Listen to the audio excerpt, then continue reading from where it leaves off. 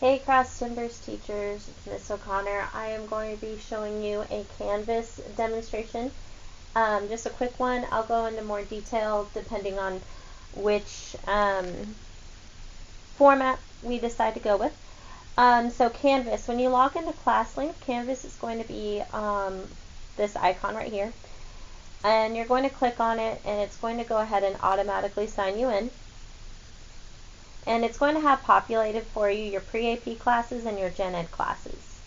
It's also going to have the curriculum that you can access and the Skyward grading tutorial. So we're going to go ahead and just start and this is kind of like what your students will see, but they'll just see, their classes. So I'm going to go ahead and we're going to start creating a course. So I select the course that I want to start with, and it's blank. We have nothing yet.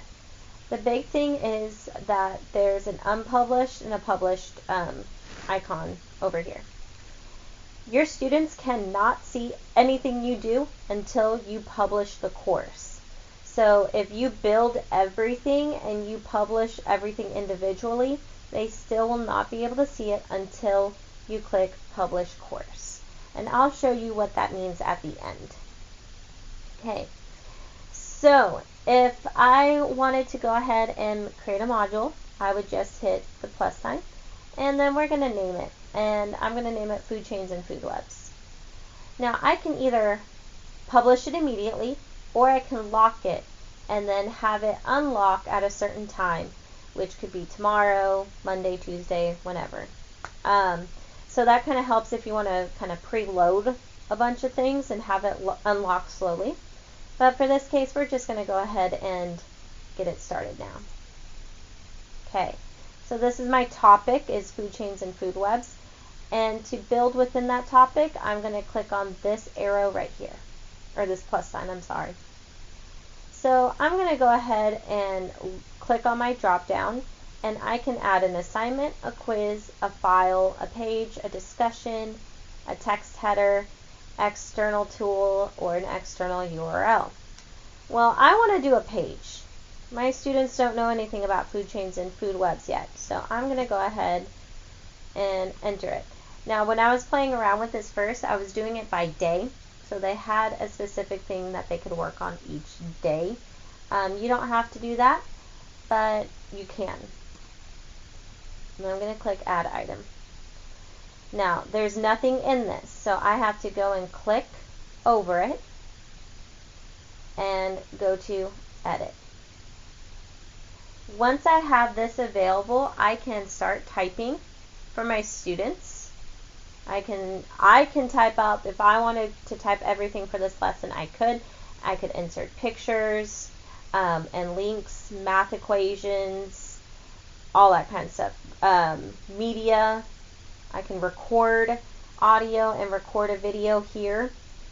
So that is how I would do that. So I can type Food Chains, obtain their energy from the sun. The sun is the main source of energy. And I want to add a picture. So I can look through Canvas pictures or Flickr, sun, and we can pick a picture of a sun and update it. So there we go. And then I can continue to type if I wanted to. So if I was happy with this and that's all I wanted to put on this page, I would hit save, and it would take me back, and this would be how it would look. But if I didn't like that, I can of course go back and edit how it would look for my students. I just entered twice, and there we have our picture. So I go back to my dashboard, and let's say I want to add another page, but I want to include a video. So this time I'm going to go ahead and click Page, and then I'm going to put Food Chain Video.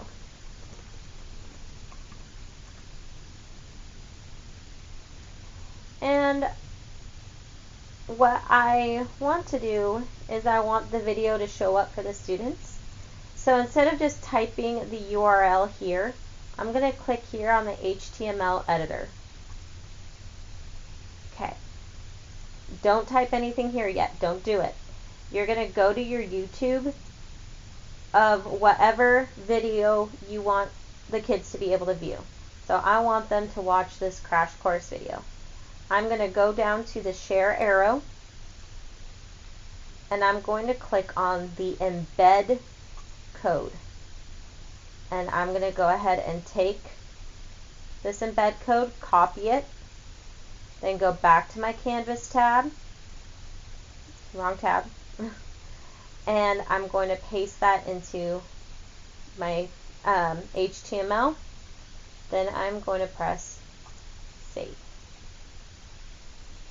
Now if I wanted to add notes here and say something like, please watch this video and take notes, I can go ahead and do that. So I can just go, please watch and take notes for a quiz.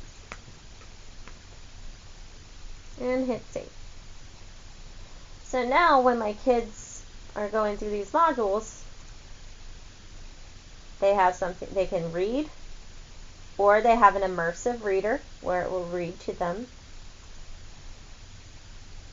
They have the video that they can watch and play. And now I'm thinking it's time for an assignment. So once again, I'll click on the plus sign and I'm going to create a new assignment. And we're going to do create your own food chain. Click on the title. And I'm going to give my students instructions. So here I would type the instructions, draw a food chain, and upload it. I can describe how my points are going to be, and my submission type. So I'm going to have them submit it online. You can have them submit it on paper, or you can have them submit it through an external tool, through something like Google Docs, Google Slides, or something like that. So I'm going to have an online submission, and I can either have them do a text entry where they write, a website URL, media recording, or a file upload. Since I said to draw a food chain and upload it, I'm going to click File Upload. You can have this be a group assignment, peer reviews, and then you can give an assignment due date. It's available from Monday to Friday, and they have until Friday to get it done. Or you can leave that blank and just let them finish it when they finish it. Go ahead and hit save. And you can include a rubric if you'd like. And you go back to home. Now I want to include a discussion. So I click here and go to discussion. New topic. What are the parts of a food chain? Add item. And I can go ahead and edit this if I wanted to go into more detail. What are the parts of the food chain? Give maybe a picture for them to look at so they can decide, hey, I want to look at this picture of a food chain and I want you to tell me all the parts of it. And you do that by attaching a file here. These are all my videos to my kids. And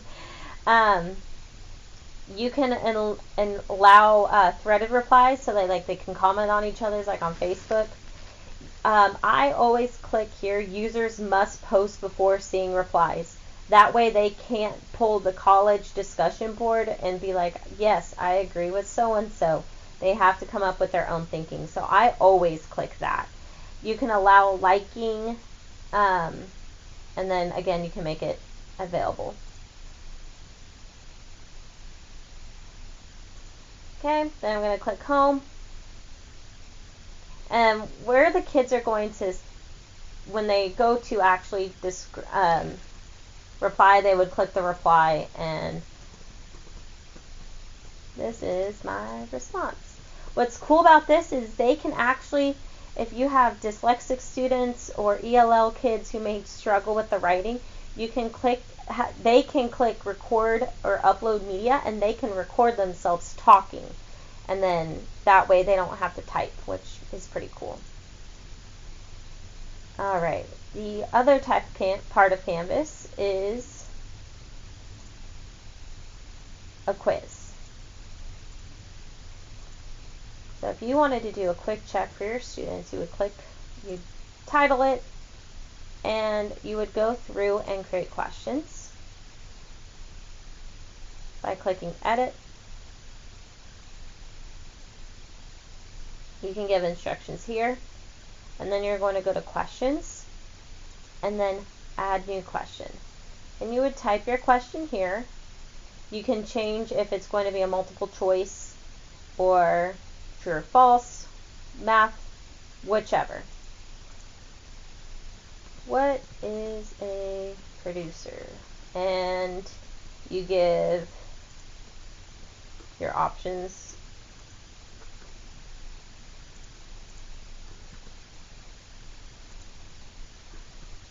And then you would click your correct answer. Or this is a correct answer.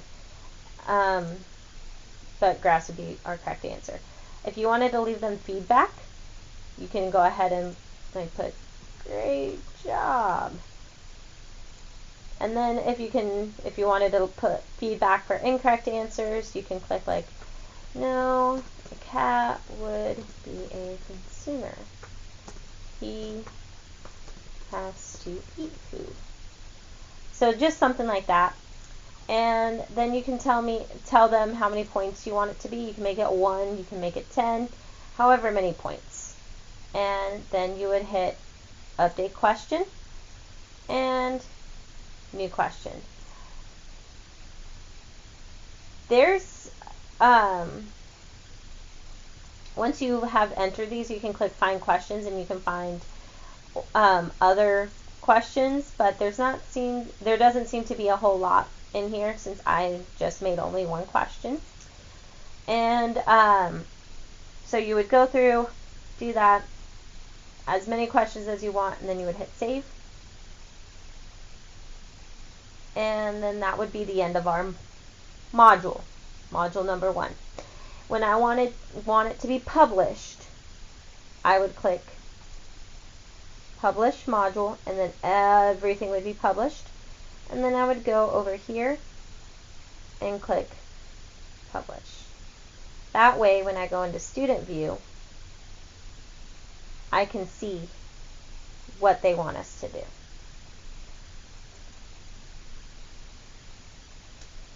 And if I wanted to make a new module, I'd start all over again and go through and do it again.